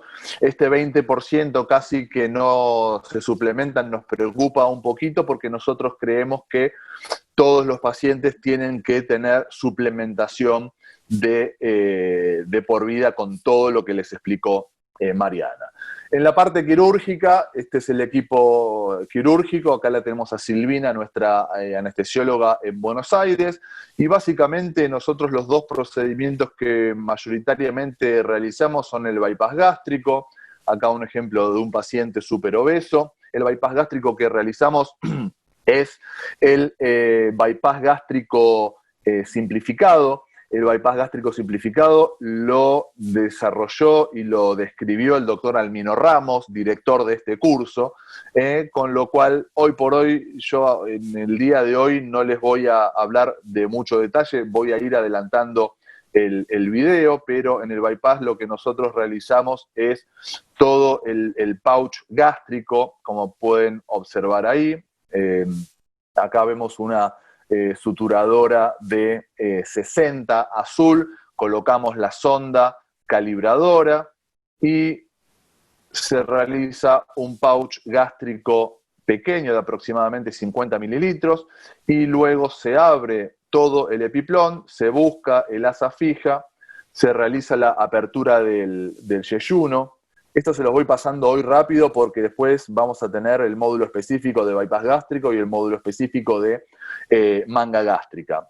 Y acá vamos a realizar la gastroyeyuno anastomosis. Nosotros la realizamos con la sutura lineal y luego el defecto se cierra en 2 planos con sutura continua de Bicryl. Entonces, el defecto cerrado, ya quedó luego del segundo plano confeccionada la gastroenteroanastomosis. Siempre de rutina, Edgardo nos hace cerrar las brechas a todos los pacientes, ya sea el Petersen y el espacio del meso, de la enteroanastomosis. Esto es porque por más que el paciente baje de peso y después el meso tenga alguna chance de volver a abrirse, si uno cierra de rutina el meso, la chance de que se produzca una hernia interna es menor. Y luego, para terminar de confeccionar la IDRUX, se realiza, como pueden observar acá también, con una sutura lineal, la entero-anastomosis, que el cierre del defecto anastomótico se cierra exactamente igual que como les mostré para la gastroentero. El último, acá se cierra el meso, y para terminar de confeccionar la IDRUX, se realiza la última sección del meso, como ven ahí, con carga blanca, y acá quedó completada la cirugía. Siempre, tanto en manga como bypass, hacemos azul de metileno. Vean ahí cómo se insufla el estómago, y dejamos drenaje de rutina en todos los pacientes. Otro de los procedimientos, la gastrectomía en manga. La gastrectomía en manga fue descrita por Michel Gagné. Esto también se los voy a ir adelantando porque va a haber una charla, creo que es el día 4, donde yo les voy a hablar todo lo referente a la manga gástrica, y el doctor Nathan Sundell les va a hablar del clip gástrico, una técnica muy novedosa que se está haciendo ahora en el mundo, que vendría a ser una manga gástrica reversible. Entonces uno lo que hace es esqueletizar todo el estómago. Vean ustedes cómo el estómago queda completamente liberado de su epiplón, y lo que se realiza acá, hacia proximal, hacia el esófago, es la gastrectomía en manga, que acá sí resecamos el remanente gástrico, no como en el bypass que queda. Y ahí, de acuerdo a el grosor del estómago, utilizamos distintos colores de suturas, como podemos observar ahí, para finalmente completar la gastrectomía, y el estómago queda como un tubo mucho más finito, que esto nos va a dar la posibilidad de que el paciente tenga una saciedad más precoz. No les voy a adelantar mucho más de la parte técnica, porque lo vamos a hablar en las próximas charlas. Lo que sí es importante, que siempre realizamos en forma rutinaria un refuerzo con una sutura transfixiante de la línea de sutura. Bueno, sigamos probando el sistema y conociéndonos un poco más. Entonces, la siguiente pregunta es, en los centros donde ustedes trabajan, ¿qué procedimiento se realiza con más frecuencia? 1, manga gástrica; 2, bypass gástrico clásico; 3, bypass gástrico de una sola anastomosis; o 4, otro procedimiento. Vemos que picó en punta manga y bypass. ¿Cuántos somos todavía? 913. ¡Wow! Y estamos votando ya más de 500. Y mirá qué parecido, Edgardo, el porcentaje de manga y bypass, ¿no? 52% se realizan manga gástrica, 41% realizan bypass gástrico, el 4% bypass gástrico de una sola anastomosis, y podemos ver que el 2% otro tipo de procedimiento. Nosotros tenemos, a ver, perdón que se me pasó, básicamente algo parecido a lo que se dijo recién. 55% de los procedimientos son manga gástrica. Esto es hablando de todo el equipo, como les mostré al principio. 40% de bypass gástrico y 5% de otros procedimientos como cirugía revisional, Nissen sleeve, que también algo les vamos a hablar más adelante, balones intragástricos y bypass de una sola anastomosis. En el postoperatorio, como les comentaba anteriormente, nosotros creemos que es esencial el trabajo en equipo. El trabajo en equipo hace que los pacientes se puedan seguir más a largo plazo y que el paciente no abandone el tratamiento, porque ¿qué pasa? Muchos pacientes descienden de peso, bajan 30, 40, 50, 100 kilos de acuerdo a lo que tenga que bajar cada paciente, y abandonan el tratamiento. Nosotros, por más que esos pacientes quieran irse, no quieran venir más, los hacemos venir con nosotros una vez por año, aunque sea a las reuniones de grupo. Por eso nos parece tan importante las reuniones de grupo, y esto hace que la tasa de reganancia de peso sea menor. ¿Cuál es la finalidad de todo esto? Mejorar las condiciones físicas y psicoemocionales del paciente en el prequirúrgico para que tenga una adecuada adaptación en el posoperatorio, que ésta sea más traumática, y acompañar a los pacientes en forma tardía. Creemos, como les decía anteriormente, que el paciente tiene que ser monitorizado y tiene que ser seguido a largo plazo para que el éxito de su descenso de peso sea adecuado y se mantenga a lo largo de los años. Es importante el vínculo que tenga el equipo con el paciente.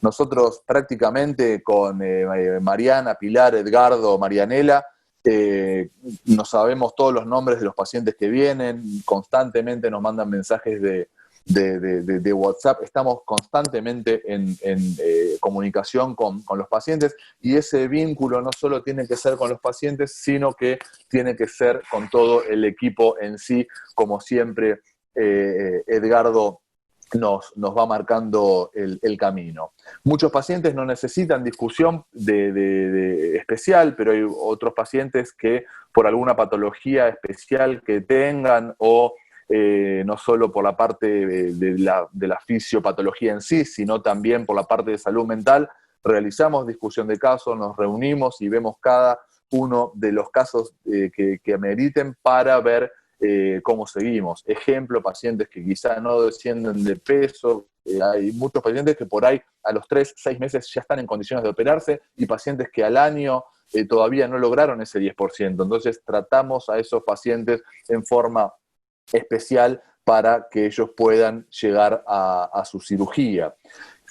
Como les decía Mariana al principio, y a mí es una de las cosas que más me gusta de cirugía bariátrica, porque los cirujanos al comienzo de nuestra formación no estamos acostumbrados a trabajar en forma multidisciplinaria.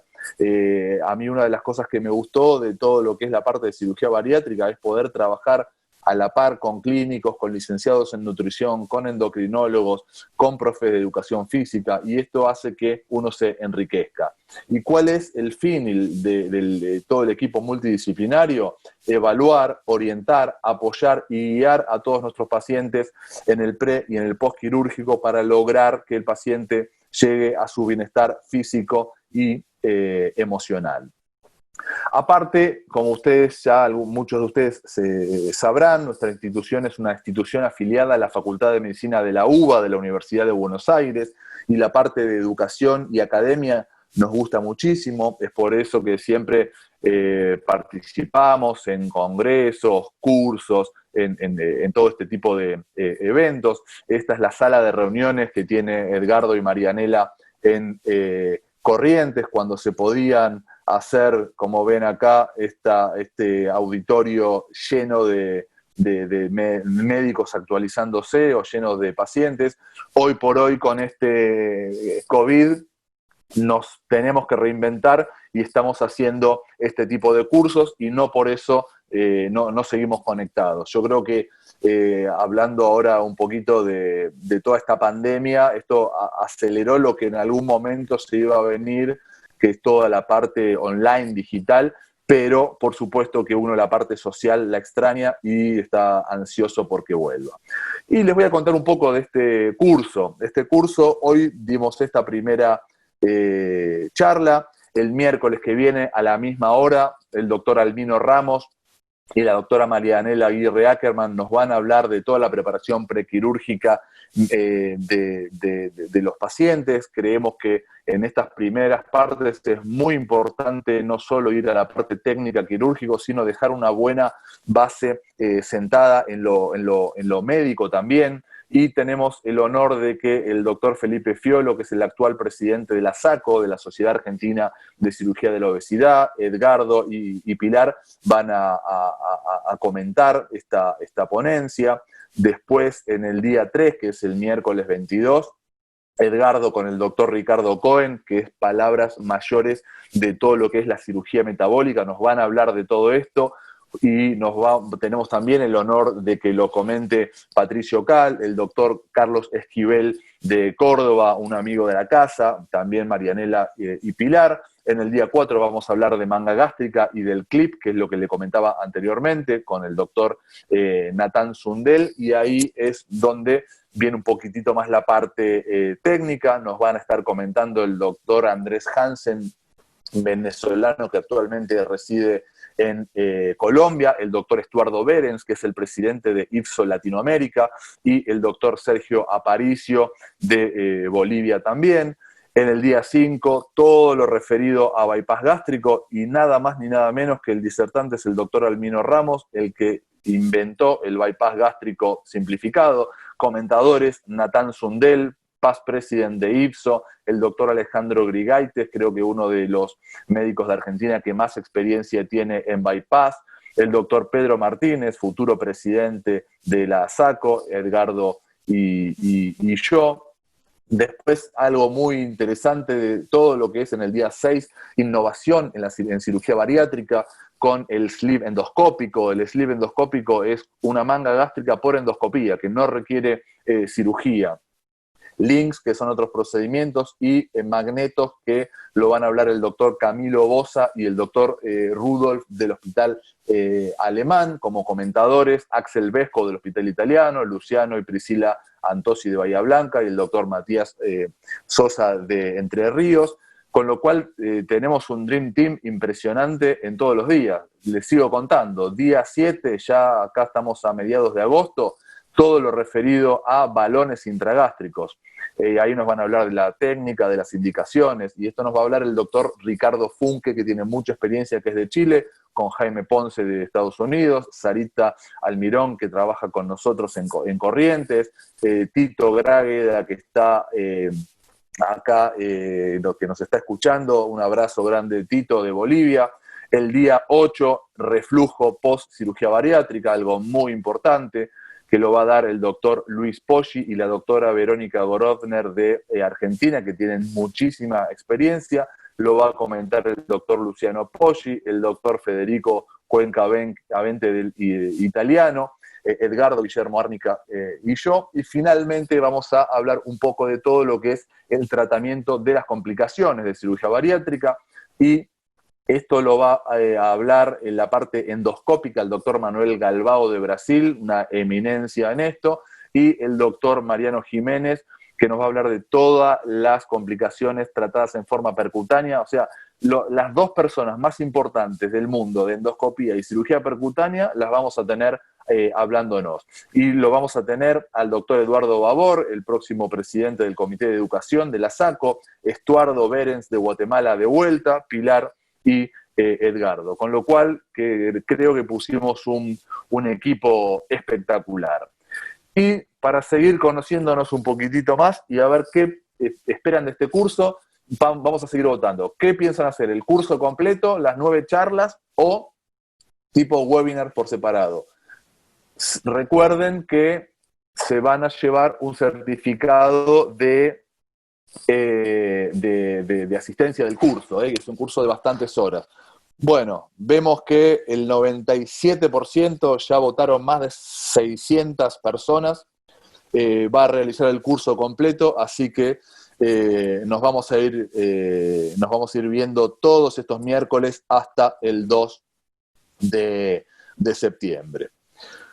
Bueno, nosotros también, en todo lo que es la parte académica, aparte de las publicaciones en revistas internacionales, le damos mucha importancia a lo que son libros. Este atlas lo sacamos con Edgardo, con el doctor Miguel Fariña y con el doctor Agustín Rodríguez, ambos de Paraguay, donde se desarrollan todas las técnicas de prácticamente de la cirugía bariátrica. Y a nosotros, ¿por qué nos gusta tanto el tema de dejar un libro impreso? Porque me parece que dejar un libro impreso es dejar una huella, un legado en algo que es imborrable. Un libro que uno lo hace, lo imprime y queda para toda la vida. Entonces nos parece que es sumamente importante, porque básicamente la docencia es para compartir conocimiento. Nosotros, me parece que todo lo que uno tiene que hacer es compartir, explayar y dar a conocer absolutamente todo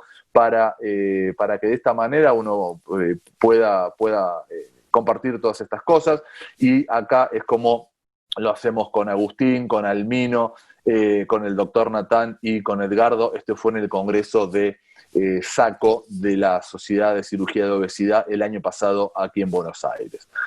Todo este es nuestro equipo. Vean que el equipo es enorme, numeroso, y así es como debe ser un equipo multidisciplinario, y estamos contentos de trabajar en forma multidisciplinaria en esta especialidad tan linda que es la cirugía bariátrica, y creemos que el éxito de un equipo va a depender de una cuidadosa planificación de los recursos que se requieren, delinear actividades y llevarlas a cabo, y que cada uno de los intervinientes del equipo lo pueda realizar, y tener presente la necesidad de una valoración continua de los resultados, porque si uno no valora sus resultados, lo que le va bien, lo que lo va mal, si uno no lo mide, uno nunca va a poder mejorar lo que está haciendo en la actualidad. Queremos agradecer también una vez más a Tecnoimagen por esta puesta por nosotros y por esta plataforma que casi llenamos con más de 900 participantes, y sobre todo a la Sociedad Argentina de la Obesidad por apoyar este curso, a IFSO, que es la Federación Mundial, el capítulo Latinoamérica, IRCAD de América Latina, que es uno de los centros de entrenamiento más importantes, el International Club of Young Laparoscopic Surgeons, y que, bueno, Federico Cuenca lo conoce muy bien, y la Fundación DAISIM, encabezada por el doctor Mariano Jiménez. Así que tener el apoyo de estas sociedades, la verdad que es una espalda muy, muy importante y un compromiso muy importante para nosotros. Muchísimas gracias. Bueno, Mariano, gracias por la presentación. Hiciste un paneo completo de todo lo que hacemos. Quería resaltar una cosa importante, que todo lo que hacemos tiene entre 30 y 40 personas atrás nuestro que trabajan todos los días con los pacientes, con el seguimiento, que nos ayudan en el trabajo diario y el diseño diario de todo esto, si no sería realmente imposible. Y además resaltar las ganas que tiene nuestro equipo de hacer cosas no solamente en lo académico, sino también hacer cosas con los pacientes, que es lo que nos ha llevado al éxito de repetir las reuniones mensualmente, de invitar a los pacientes, de trabajar con las redes, de tratar a los pacientes como se merece, que es lo que hace que ellos se incorporen a estos programas y puedan llevar a cabo lo que buscan, que es mejorar su enfermedad. Marianela, ¿quiere hacer un comentario? Sí. Bueno, primero que nada, felicitaciones a todos por las excelentes disertaciones. Creo que uno de los mensajes claves en esto, que es el inicio, es la importancia de que estamos hablando de una enfermedad clínica como lo es la obesidad. La obesidad es una enfermedad clínica donde el tratamiento quirúrgico forma parte, es una estrategia terapéutica sumamente eficaz y segura en este momento. Estamos hablando de un paciente con una enfermedad crónica, metabólica, inflamatoria y altamente recidivante con cualquier método que utilicemos, aún con la cirugía bariátrica.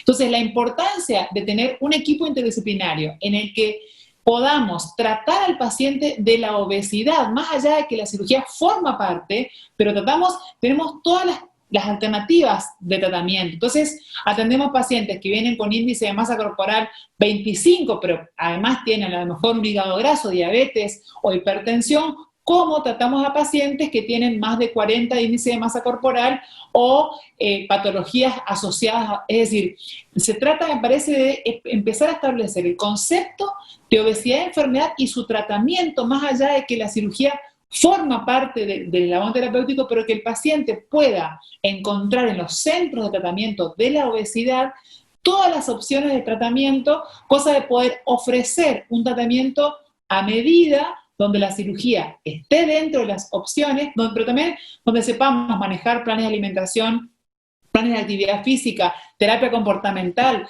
terapia farmacológica, tratamientos endoscópicos y, por supuesto, también la cirugía bariátrica. Pero creo que es importante dejar en claro esto, porque esto quiere decir que si un paciente, por más que haga todas las cosas bien, regana peso, como pasa muchas veces, ese paciente sigue teniendo contención dentro del equipo, más allá de que ya se haya hecho una cirugía bariátrica, pero no por eso deja de tener obesidad.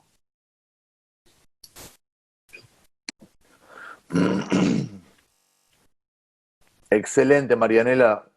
Excelentes comentarios. Bueno, acá está gran parte del equipo. Edgardo, ¿tenés alguna pregunta? Sí,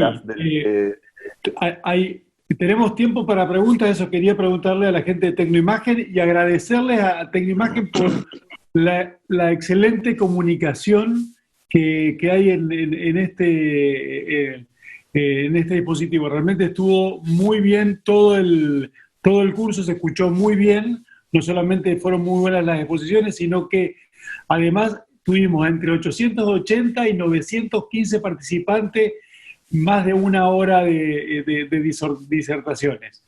Les hago alguna pregunta y me van diciendo cómo vamos de tiempo. Dale. Albana preguntó qué tipo de proteínas se aconseja utilizar para el mantenimiento de la masa muscular por cirugía. ¿O de qué depende la elección? Mariana. Bueno, como les decía, la parte, digamos, de proteínas es un tema súper amplio, pero particularmente, por supuesto, proteínas que tengan alto valor biológico. También hay ciertos estudios que muestran la cantidad de proteínas por comida que debería comer el paciente para disparar el mecanismo emetor, que es el que después produce masa muscular, y se habla de 30 gramos por comida, o sea, dividido en 3 veces por día. Y las proteínas tienen que tener buena cantidad de leucina, que es el aminoácido, digamos, más importante para la producción de masa muscular. Lo que utilizamos nosotros acá es la proteína de suero lácteo, ¿sí? Que es el whey protein, que es la suplementación que se utiliza en el gimnasio para generar masa muscular cuando uno está entrenando, básicamente eso, y también utilizamos caseinato de calcio, que lo que permite el caseinato de calcio, más que nada en el postquirúrgico, es que no sea de tanto volumen, porque a veces el whey protein lo que sucede es que cuando uno lo prepara para cubrir esa dosis de 20 o 30 gramos, la porción de 20 o 30 gramos de proteína, genera demasiado volumen en el vaso que el paciente tiene que tomar. Agregándole el Sumaprot, que son cucharitas, que lo que se recomienda son hasta 12 por día distribuidas en, por ejemplo, o un puré, o un jugo, o alguna bebida, se cubre bien y tiene muy buena tolerancia.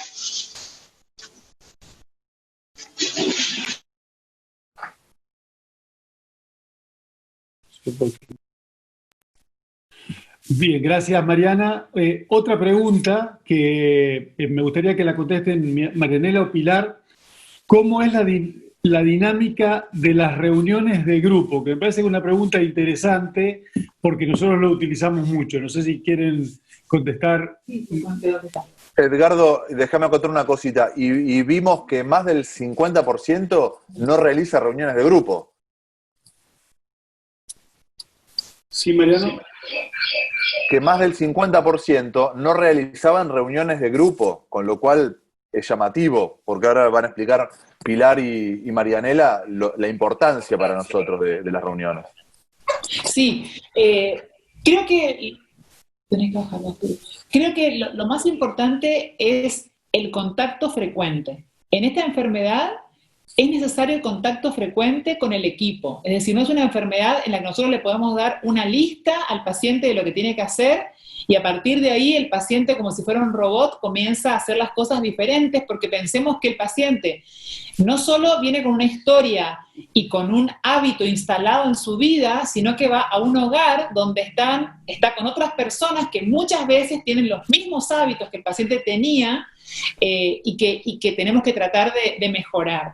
Entonces, una de las cosas que es importante de las reuniones es, si van a ser reuniones en las que va a haber pacientes que vienen por primera vez y pacientes que ya son pacientes que están en tratamiento quirúrgico, tenemos que darles información de los dos tipos, es decir, información para gente que está empezando, que en eso ayuda mucho a los pacientes que ya vienen en tratamiento para aportar su experiencia, que es la experiencia de los pares, que es algo muy útil para el paciente, porque no es lo mismo que lo cuente el profesional que lo cuente el paciente, y al mismo tiempo, ese paciente que ya está operado, que conoce, que ya escuchó un montón de veces hablar de la dieta líquida, etcétera, también se lleve algo, no solo al dar su experiencia, su testimonio, porque eso también lo hace sentir valorado y hace sentir que se siente un poco como testimonio de que es posible transitar este camino de la recuperación, sino que además también ese paciente se lleve tips para el mantenimiento, cosas que le puedan servir, que a lo mejor no está sabiendo cómo manejar la motivación para alguna cosa, o quizás cómo mejorar su vínculo desde el punto de vista del afrontamiento de las emociones que no sea con comida. Es decir, hay un montón de cosas que uno le puede aportar, y a veces una pequeña cosa que el paciente sienta que se está llevando hace que ese paciente quiera continuar yendo a las reuniones. Y otra cosa que me parece valiosa, Mariano, que mostrabas hoy, es esto de formar parte de, es decir, sentirse parte de un grupo de gente que está trabajando en la salud. Es como si fuera un club del bienestar, de la recuperación, donde una vez al mes o con la frecuencia que cada lugar lo piense, se encuentra con estas personas que están en la misma, ¿no? Y de hecho les digo, nos pasa mucho que por ahí se conectan para salir a caminar o para hacer alguna actividad física en conjunto. Es decir, esto de sentirse parte de y de acompañarlos, no solo nosotros como profesionales, sino generar, fomentar que haya esta agrupación, digamos, entre los pacientes, pero guiado por el profesional. Esto es muy importante, guiado por el profesional. No es que el paciente va y se reúne solo, como pasa a veces con algunos sistemas de pacientes, con algún líder que porque bajó de peso es el que le enseña a los pacientes, sino que acá hay una guía, y además en general es el psicólogo el que dirige, o el psiquiatra el que dirige la reunión, que es el que va haciendo el sistema como en estrella, donde cada uno puede ir hablando, pero no se deja que un paciente cuente una historia gigante, que a veces puede pasar, porque bueno, siempre hay gente que es disruptiva desde el punto de vista del grupo, ¿no? Entonces, la presencia de un coordinador que sea el que vaya dándole la palabra, pero cortando a tiempo, es importante para que la gente no se aburra y para que la reunión sea interesante para todos y útil, por supuesto. Excelente. Pili. Sí, en realidad nosotros creo que hay como gatillos dentro de lo que es la organización de nuestras reuniones que funcionan, y por lo menos el modelo se reproduce. Tenemos un espacio introductorio donde les contamos de lo que quiénes somos y cómo trabajamos, no falta nunca eso. Cada paciente se presenta, cuenta su mini relato de vida, donde creo que la fija es que el paciente, en esta especie de catarsis colectiva, siempre hay alguno que desborda en llanto hasta que el grueso del grupo lo contiene, y eso los iguala a todos en el proceso de tratamiento crónico de una enfermedad crónica, frustración y volver a empezar. Y el que coordina en nuestro caso es bastante variable. Mariana, Mariano, Martín, que es el psicólogo, y reforzamos el tratamiento de por vida. Me parece que eso, dentro de la dinámica de la reunión, ningún paciente se va a ir con el concepto de que se suspenden los controles, de que no tienen que hacerse los controles médicos, nutricionales, suplementación vitamínica, y después salen subgrupos o encuentros con el psicólogo. No es un grupo de pacientes desde pacientes, no es un grupo de Facebook, de Instagram, no, acá todo lo que entre ellos se comentan, se preguntan entre sus redes sociales personales, terminamos atajando de que la única suspensión, modificación, etcétera, la hace el equipo profesional a cargo del paciente. Pero surgen muchísimas cosas, y siempre nos pasa que en fechas especiales Mariana es como quien toma la posta, sea fiestas o épocas especiales, como para, claro, para asesorarlo en el paciente que ya está crónico avanzado por cirugía prolongada. Entonces, creo que nos suma también eso. Prever que el paciente se anticipe a un evento para que no desborde, desde lo psicológico, desde lo nutricional. No sé. Perfecto.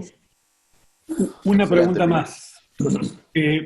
Después de un procedimiento endoscópico, por ejemplo, balón intragástrico, un paciente puede ser operado, podemos evaluar la posibilidad de hacer algún otro tipo de tratamiento quirúrgico si falla con el tratamiento endoscópico. Esa es otra de las preguntas que surgieron. Sí. Si quieren las contesto yo, pero...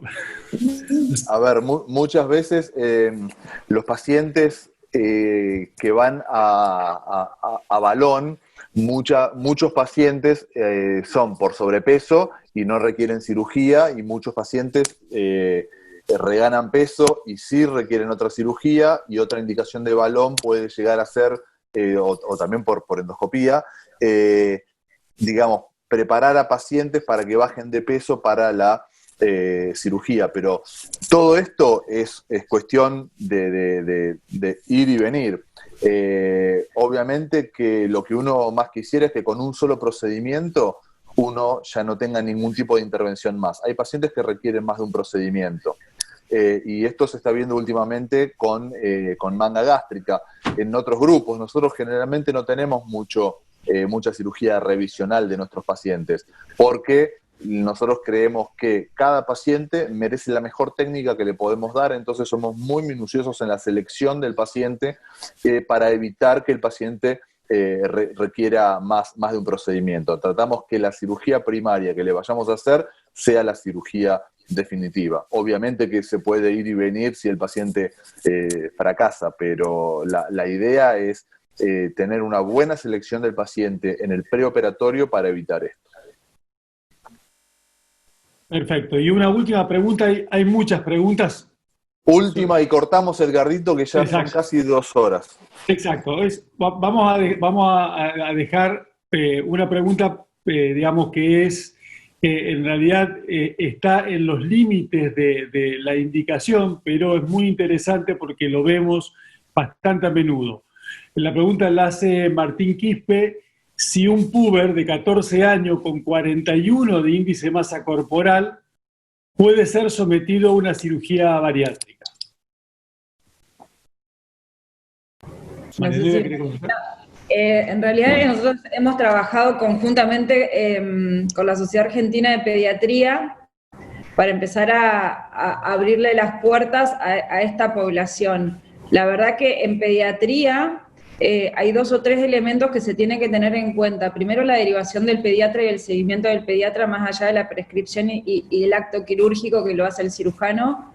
Segundo, la maduración ósea, que es un punto más que a tener en cuenta, y eso lo determinan a través de radiografías. Tienen que tener la osificación completa para poder ser candidato. Y tercer punto, que todavía en pediatría el índice de masa corporal de obesidad severa tiene que estar asociado con comorbilidades que deriven de la obesidad severa. Entonces se tiene que dar esta tríada de osificación completa, obesidad severa, enfermedades asociadas, prescripción del procedimiento hecho por un pediatra y un contexto familiar no menor, la evaluación psicológica y o psiquiátrica de este paciente con todos los vaivenes que tiene la adolescencia, que nosotros los vemos independientemente que el paciente no sea quirúrgico. Entonces, son esos casos individualizados que hablé por debajo de 16 años donde la contemplación se tiene que hacer riesgo-beneficio con un equipo multidisciplinario más que ampliado, porque el pediatra y salud mental tienen un peso extremadamente importante para lo que va a ser el futuro de este chico. Bueno, Pili, perfecta la respuesta. En honor al tiempo, ya fueron casi 2 horas de webinar. La verdad, una vez más, agradecemos a toda la gente de Tecnoimagen, a Darío Cordenons, a Corina y a Eugenia. Un placer, la verdad, haber tenido a Edgardo y a Marianela de comentadores esta tarde-noche. Así que nos vemos el próximo miércoles, que Marianela y Almino Ramos nos van a seguir hablando de la parte clínica. Y bueno, de acá hasta septiembre estaremos juntos todos los miércoles. Muchas gracias absolutamente a todos por participar. Saludos a todos. Nos vemos. Adiós.